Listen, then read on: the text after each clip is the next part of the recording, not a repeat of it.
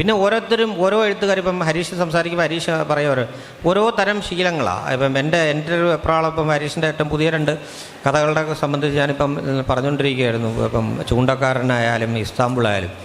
അപ്പം അത്തരത്തിലുള്ള ഒരു കഥാവാസനയെ എനിക്കിപ്പോൾ 8 പേജിലേക്ക് എനിക്ക് ഒരു എന്താ ഇതിലിങ്ങനെ സഞ്ചരിച്ചുകൊണ്ടേയിരിക്കുകയും സംഭവങ്ങൾ ഉണ്ടായിക്കൊണ്ടേയിരിക്കുകയും ചെയ്തില്ലെന്നുണ്ടെങ്കിൽ എൻ്റെ ക്രമത്തിൽ എനിക്ക് ഭയങ്കരമായി ഇത് ചെയ്യും. പക്ഷെ മറ്റതിൻ്റെ ഒരു വലിയ ദാർശനികത ആഴമൊക്കെ എനിക്ക് നല്ല ബോധ്യവും ഉള്ളതാണ്.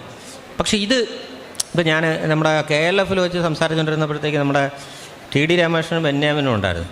അപ്പോൾ അവർ പറഞ്ഞൊരു കാര്യം എന്ന് പറഞ്ഞത്, അവർ ഏത് ഇടയിൽ നിന്നും ഇപ്പോൾ 16-ാമത്തെ അധ്യായം അല്ലെങ്കിൽ 12-ാമത്തെ അധ്യായം ഒരു നോവലിൽ അവർക്ക് എടുത്ത് വെച്ച് എഴുതാം എന്ന് അവർ പറഞ്ഞു. അപ്പോൾ എനിക്കിത് ഈ ദീർഘകാലമായിട്ട് നമ്മൾ എഴുതി വരുന്ന ആളാണെങ്കിൽ എനിക്കിത് വലിയ അത്ഭുതമായിട്ട് തോന്നി.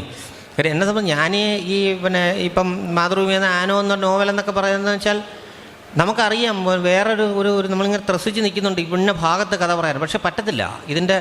ഇതിൻ്റെ ഒരു യാത്രാപാത എന്ന് പറയുന്നത് അങ്ങനെ തന്നെ മുമ്പോട്ട് പോയേ പറ്റത്തുള്ളൂ. 14-21 പോയി കഥ പറയാൻ പറ്റത്തില്ല.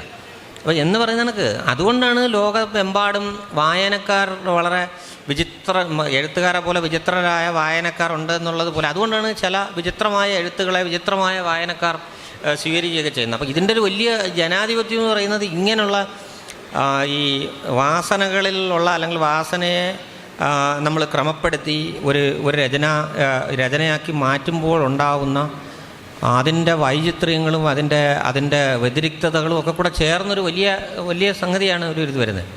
അതുകൊണ്ടാണ് നമ്മളിപ്പം ആലോചിക്കുന്നത് വെച്ചാൽ കഥ പറച്ചിലിപ്പോൾ ഞാൻ പറയുമ്പോൾ ഞാൻ കള്ളൻ്റെ ആത്മകഥ അല്ല ഒരു ജീവനത്തെ എഴുതിയ സംഗതിയൊക്കെ ഞാൻ ഫെയിൽഡായിപ്പോയി. എന്നുവെച്ചാൽ അയാൾ കഥ പറഞ്ഞ് തന്നിരിക്കുന്നതിൻ്റെ 4/1 നമുക്ക് ഈ കടലാസിലേക്ക് ഇത് ചെയ്യാനായിട്ട് പറ്റില്ല.